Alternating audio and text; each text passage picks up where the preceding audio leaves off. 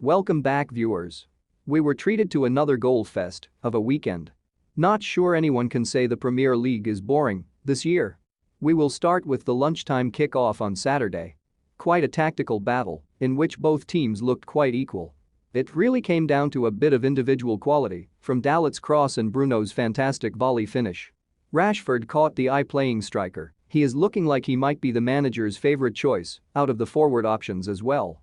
I must say, I quite enjoyed the sudden change of sport during the game. Who said volleyball in the penalty area isn't fun? Let's start with the boring FPL players I had in the 3 p.m. games. Patterson again not keeping a clean sheet and Ward the same. Both are on my bench, and at 4 million, I can't really complain. Even though they look seriously unlikely to gain anything above a 2-pointer. Now my Chelsea players seem to do very well, such as Shane Tuchel always starts James at centre back. As soon as he moved to right wing back, he looked like he could haul in huge points. The assist was a beautiful cross as well. Having seen Sterling get plenty of those goals at City, this looks like it could happen a few times, that connection between the pair. The red card really cost me any chance of a clean sheet. Part of me sees the potential in this defense for a lot of clean sheets, but another part of me sees the easy chances they concede. Mendy getting beat at the near post was quite frustrating, but he did have a good overall performance. Oh yes, and now for Rodrigo. So I left him on the bench last week when he produced a huge double-figure haul. This week he went completely missing. The only bonus for me was that this was his hardest fixture and I've made money getting him in early. Now to the exciting games of the weekend. Well, the City one definitely lived up to the billing. They could have arguably been 3-0 down at halftime. Not really sure why Ederson was perceived to have been infringed when he rolled the ball straight out to a Palace attacker. Cancelo again disappointed.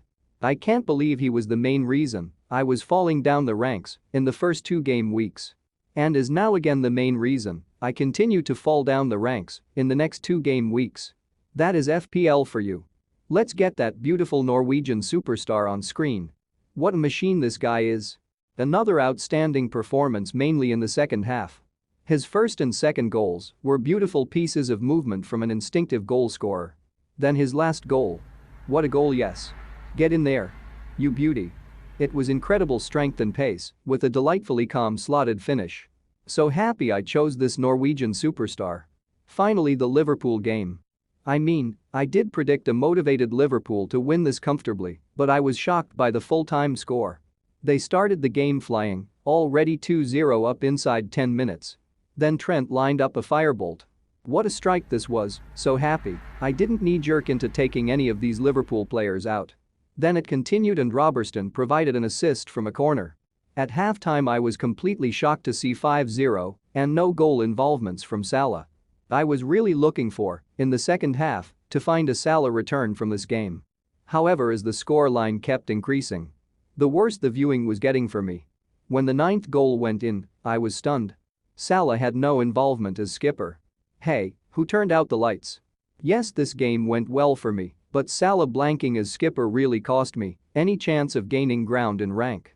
Now the late kick-off between Arsenal and Fulham. This was quite a close game, and either team could have won.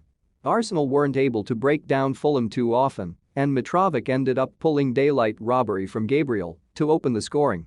Arsenal's response was swift, with a deflected goal from Odegaard, who was terrific all game and led like a true captain with that performance.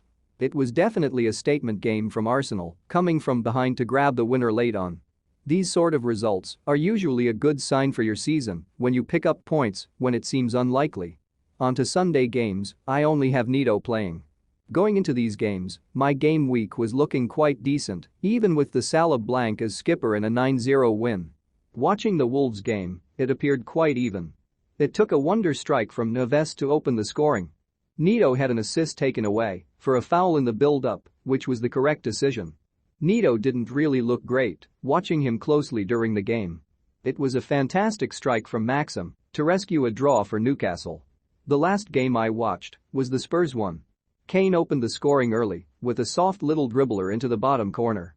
Thought Henderson was stuck on his deck chair, watching that crawl past him. This was a great game to watch. I actually thought Forest were the better side for most parts. Even when Steve Cook wanted to join in on all the volleyball games this weekend. Bizarre decision from an experienced player, but wasn't punished by Kane surprisingly. However, Kane would return to seal the 3 points. This game really showed the difference was in the quality in the final third. Spurs took their chances and Forest failed to finish any of theirs. Well, thanks for watching another match reaction. I will release the future plans and team reveal tomorrow in time for the midweek games on the horizon. As always, please like and subscribe. Goodbye.